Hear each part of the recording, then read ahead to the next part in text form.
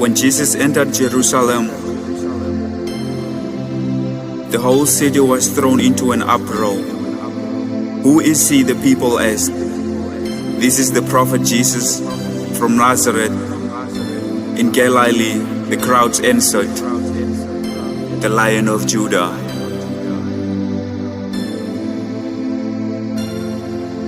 Ons is met die leeuw van Juda.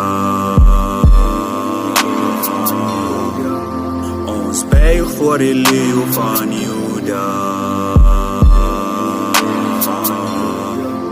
Ons is van die leeuw van Juda. Die weg, die waarheid, die lewe.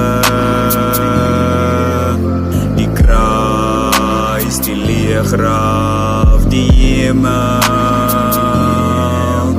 Die lam, die koning, die Here. Die Seun, die Vader en die Heilige Gees. Ons is met die leeuw van Juda.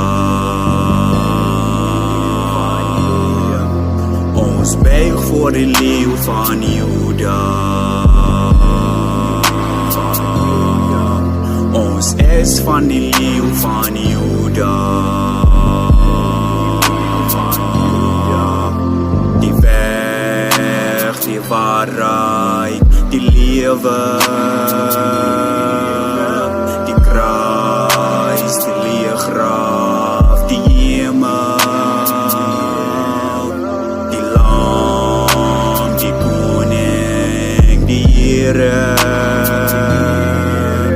Die Seun, die Vader en die Heilige Gees. Die weg, die waarheid, die lewe. Die kruis, die leeggraf, die hemel.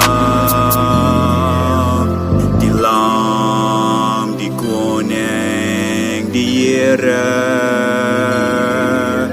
Die Seun, die Vader en die Heilige Gees.